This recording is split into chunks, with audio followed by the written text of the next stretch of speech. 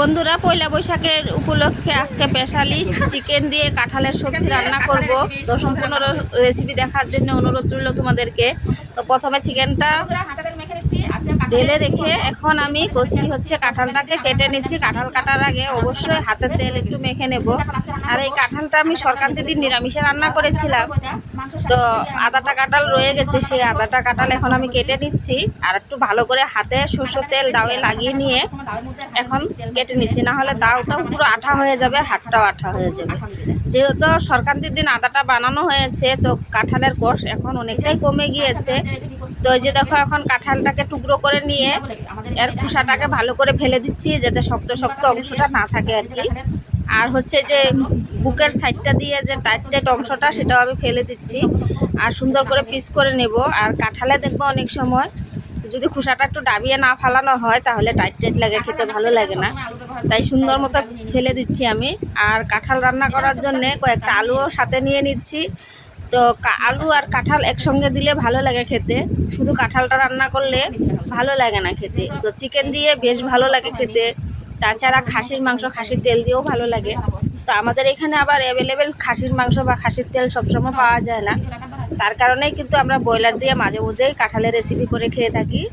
আর এখন তো কাঁঠালের সিজন, তো কাঁঠাল খেতে ভীষণ ভালোই লাগে, সবাই পছন্দ করে। তোমার দাদাভাইয়ের বেশি মানে ফেভারিট কাঁঠাল।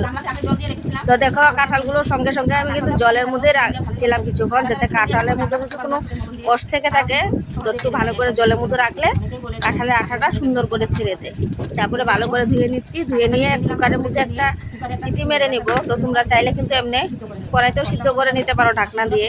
তো আমি একটু কুকারেই সিটি মারবো, যাতে একটা সিটি মারলে কিন্তু কাফি একটা সিটিতে সুন্দর সিদ্ধ হয়ে যাবে। তারপরে এক মগ জল দিয়ে দিচ্ছি, আর অবশ্যই 1 চামচের মতো নুন দেব। আর হচ্ছে গিয়ে হলুদ গুঁড়ো দিতে হবে, তাহলে কি হবে, কাঁঠালের মধ্যে যতটুকু থেকে থাকে আঠা ওটাও চলে যাবে। তো এখন আমি ঢাকনা লাগিয়ে চিটি একটা মেরে নেব। একটার বেশি চিটি দেওয়ার প্রয়োজন নেই, যেহেতু কাঁঠালটা জলে অনেক সময় ভিজানোর কারণে জলটা মানে কষটা অনেকটাই চলে গিয়েছে। তারপরে এদিকে কুকারটা বসিয়ে দিয়ে এদিকে মশলা রেডি করে নিয়েছিলে। তারপরে আদা এক টুকরো, তারপরে রসুন, টমেটো একটা, কাঁচা লঙ্কা, শুকনো লঙ্কা, সমস্ত কিছু রেডি করে নিয়ে এদিকে দেখলাম না কাঁঠালটাও হয়ে গেছে, সমস্ত কিছু রেডি করে এখন রান্না করতে চলে আসছি বন্ধুরা। তো দেখো, প্রথমে কিন্তু কাঁঠাল আর আলুটা খুব সুন্দর করে একটু লাল লাল করে আমি ভেজে নেব। যেহেতু সিদ্ধ করা কাঁঠাল, এখানে সিদ্ধ করার প্রয়োজন নেই, শুধু ভেজে নিলেই হবে। আর সামান্য পরিমাণ মতো নুন আর হলুদ দিয়ে শুধু ভেজে নেব, এর মধ্যে আর কিছু মশলা এখন অ্যাড করব না। আর কাঁঠালের যদি চিকেন দিয়ে রান্না করো অবশ্যই এই যে এভাবে করে ভেজে নিতে হবে, তাহলে খেতে ভালো লাগবে। তো বেশ কিছুক্ষণ নাড়াচাড়া দিয়ে একদম সুন্দর করে ভেজে নিয়েছি। তারপরে যে কাঁঠালটাকে আমি নামিয়ে নিচ্ছি, কারণ হচ্ছে গিয়ে এই ভাজার কারণে সবজির টেস্টটা বেড়ে যাবে। সেই তেলের মধ্যে আর একটু সরষের তেল দিয়ে দিচ্ছি, আর সরষের তেলে রান্নাটা করলে বেশি ভালো লাগে আমার কাছে।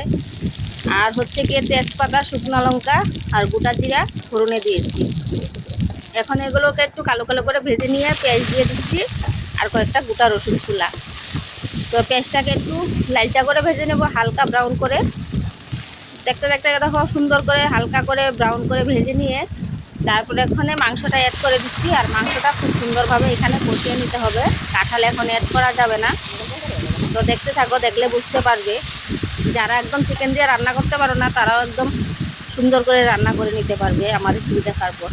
যেহেতু কাঁঠালের মধ্যে নুন দিয়েছিলাম, সেই বুঝে কিন্তু নুনটা এই যে মাংসের মধ্যে অ্যাড করছি এখন পরিমাণ মতো।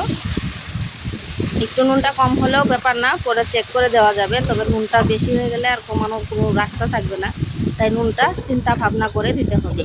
তারপরে চিকেনটা একটু ডেকে দিয়েছিলাম, ডেকে দিয়ে ঢাকনাটা উঠিয়ে দিচ্ছি। দেখো চিকেনের থেকে যতটুকু জল বাড়িয়ে গেছে।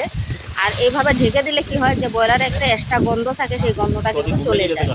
আর এই পেঁয়াজের ফ্লেভারটা একদম পুরো মাংসের মধ্যে এসে যায়। তারপরে যেই মশলাগুলো আমি পেস্ট করে রেখেছিলাম সেই মশলাটা দিয়ে দিচ্ছি, টমেটোর, তারপরে হচ্ছে গিয়ে রসুন, আদা, শুকনো লঙ্কা, কাঁচা লঙ্কা একসঙ্গে পেস্ট করে নিয়েছিলাম, আর সামান্য পেঁয়াজ দিয়ে।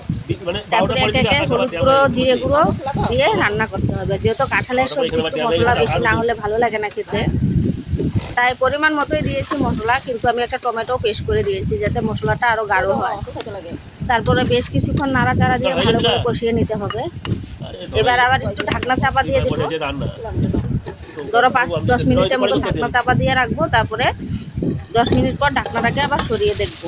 তো দেখো ঢাকনাটাকে সরিয়ে দিচ্ছি। তো যার মশলার জলটা ছিল সেই মশলাতেই কিন্তু লিকুইড মশলা, তার কারণে কিন্তু আর আমি কোনো জল ব্যবহার করিনি এখনও। তো খুব সুন্দর করে কষিয়ে নিয়েছি, একদম দেখো কমপ্লিট কষানো হয়ে গেছে মাংস, যেরকম আমরা রান্না করি সেইভাবেই একদম শুকনো শুকনো হয়ে গেছে আর একদম তেল ছেড়ে দিয়েছে মশলার থেকে। এইবার এই যে কাঁঠাল আর আলুটা যে ভেজে রেখেছিলাম সেটাও আমি এর মধ্যে দিয়ে দিচ্ছি, দিয়ে আরও 2-3 মিনিটের মতন ভালো করে মিলিয়ে নিব, যাতে মশলাগুলো কাঁঠালের গায়ে খুব সুন্দরভাবে লেগে যায়। ভালো করে নাড়াচাড়া দিয়ে মিলিয়ে নিয়ে তারপরে জলের দিতে হবে। তো এখন আমি জল দিয়ে দিচ্ছি পরিমাণ মতো, খুব বেশি জল দেওয়া যাবে না, যেহেতু কাঁঠালের সবজি ঝুলঝুল হলে একদমই ভালো লাগবে না, একটু গ্রেভি করব, তাই জলটা আমার মাপ মতো আমি দিয়েছি। ফুটে গিয়ে কিন্তু একদম পারফেক্ট হয়ে যাবে, এতেই 1 মগ জল আমি ব্যবহার করছি। এখন দেখো সবজির কালারটা আর কত সুন্দর হয়েছে, আর একদম গ্রেভিটা একদম পারফেক্ট আছে। তো এখন আমি একটু গরম মশলা, হাতে করা গরম মশলা দিয়ে নামিয়ে নিব, বেশি দেরি করব না। তো এই যে একটু থেতো করে নিয়েছিলাম গোটা গরম মশলা, সেই দিয়ে দিচ্ছি। এখন নাড়াচাড়া দিয়ে মিনিটখানেক ফুটিয়ে নিয়েই নামিয়ে নিব। গরম মশলা দেওয়ার পরে বেশি ফুটালে কিন্তু গরম মশলার সেন্টটা একদম চলে যায়। তো এইবার দেখো ঝুলটা কতটা গাঢ়, একটু ঠান্ডা হতে হতে আরও গাঢ় হয়ে যাবে, তাই আমি এখনই নামিয়ে নেবো, আর খুব বেশি দেরি করব না, যেহেতু সবজি পুরো অলরেডি কমপ্লিট হয়ে গেছে। তো অবশ্যই তোমাদেরকে বলবো যে একবার হলেও খেয়ে দেখো, ভীষণ ভালো লাগে এইভাবে মাংস রান্না করলে। তারপরে নামিয়ে নেওয়ার পরে দেখো ঝোলটাও কত সুন্দর হয়েছে আর একদম গ্রেভি হয়ে গেছে, এখনও গরম অবস্থায় আছে। তো যখন ঠান্ডা হবে আরও জমে যাবে। এখন গরম গরম ভাতের সঙ্গে পরিবেশন করে দেবো। পয়লা বৈশাখ উপলক্ষে স্পেশালি সাবা চিকেন কাঁঠালের রান্না সম্পূর্ণ হলো আজকে।